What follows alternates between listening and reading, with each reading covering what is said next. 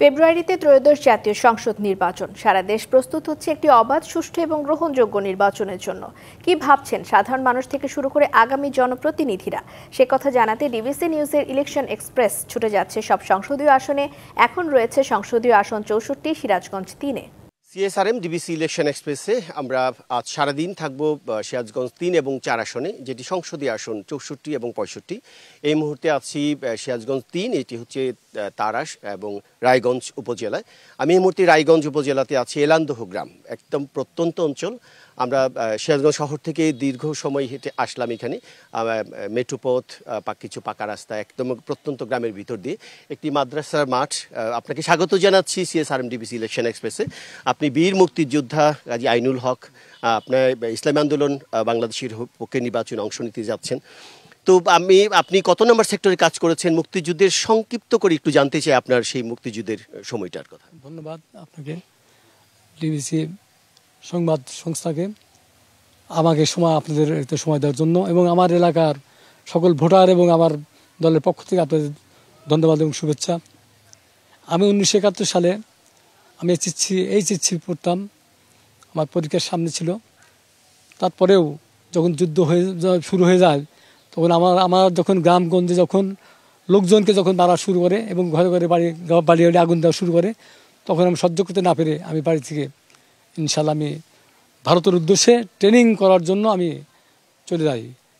ওখানে ট্রেনিং করার পরে আমি 7 নম্বর সেক্টরে যুদ্ধ করি। রংপুরের পাটগ্রাম, তারপর আপনার কুড়িগ্রাম, এই গ্রামে যুদ্ধ করি, এবং দিনাজপুরের আপনার এই থানা, সেই থানা ভোজনপুরে আমি যুদ্ধ করি, সরাসরি যুদ্ধ করি। এরপর আমি আমার নিজ থানায় বা জেলা আমি চলে আসি। এখানে যুদ্ধ করার পরে আপনি যুদ্ধ করে দেশ স্বাধীন করেছেন, দেশের বিশাল বিশাল অবদান আপনাকে ধন্যবাদ জানাচ্ছি। সেই সাথে এখন আপনি নতুন করে দেশের মানুষের জন্য আবার একজন রাজনীতিবিদ হয়ে বা মানুষের সেবা করার জন্য কাজ করে যাচ্ছেন। তো কি করে আপনি আবার নির্বাচনের মাধ্যমে জনপ্রতিনিধি হয়ে কাজ করার কি পরিকল্পনা আছে? কি করবেন আপনি দেশের জনগণের জন্য? জি ধন্যবাদ। আমি একজন মানুষ, এবং আল্লাহ মানুষকে সৃষ্টি করেছেন আশরাফুল মাখলুক হিসেবে। তো আমি যুদ্ধ করেছি, ওই সময় আমি দেশের জন্য, একমাত্র দেশের জন্য আমি যুদ্ধ করেছি, জীবনকে বাজি রেখে। কোথাও আমার কোনো লোভ ছিল না। আমরা যে টাকা পাবো, ভাতা পাবো, এটা আমাদের কোনো কথা ছিল না।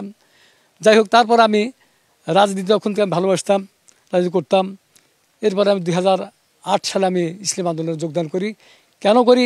আমার এই দলের সততা এবং নিষ্ঠা, এবং দলের যে আমাদের নেতা বিশ্ব চরমরায়, তার আদর্শ, এবং এই দেশের জন্য এই দলের যে আপনার আদর্শ যেটা রয়েছে, সে অত্যন্ত গুরুত্বপূর্ণ, যার প্রেক্ষিতে আমি এই দলকে ভালোবাসি এবং এই দলে আমি যোগদান করি।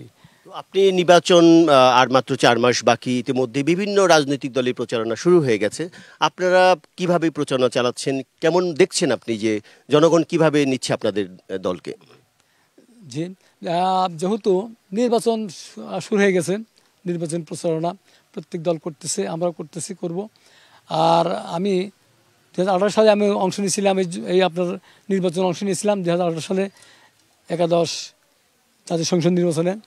তো সেখানে আমরা পরে আমরা বয়কট করি, আমরা নির্বাচন বয়কট করলাম। তো এখন আমাকে ফের নমিনেশন দেওয়া হয়েছে নির্বাচন করার জন্য। আমি আমার সর্বোচ্চ ত্যাগ স্বীকার করে আমাদের কর্মী বাহিনী, আমাদের নেতারা যারা রয়েছেন, তারা সর্বোচ্চভাবে আমাকে এই মাঠে কাজ করার জন্য সহায়তা করছেন, এবং আমরা পুরাদমে আমরা কাজ শুরু করেছি। আমাদের প্রত্যেকটা ইউনিয়ন কমিটি আমাদের হয়ে গেছে, এবং আমাদের ওয়ার্ড কমিটিগুলো আমরা করতে শুরু করেছি। আমরা ইনশাল্লাহ এই মাসের মধ্যে আমাদের সব কিছু শেষ হয়ে যাবে। তারপর আমরা ইউনিয়ন কমিটি করব, সেন্টার কমিটি করব, ইনশাল্লাহ আমরা এভাবে কাজ করছি। ইনশাল্লাহ 11 জাতীয় সংসদ নির্বাচন বয়কট করেছিলেন, তো এই ত্রয়োদশ জাতীয় সংসদ নির্বাচন কেমন হবে বলে মনে করছেন আপনি? আমি মনে করি, যেহেতু যে সরকারগুলো নির্বাচন করেছে আগে, তাদের স্বৈরাচারিতার জন্য আমরা নির্বাচন করতে পারি সঠিকভাবে।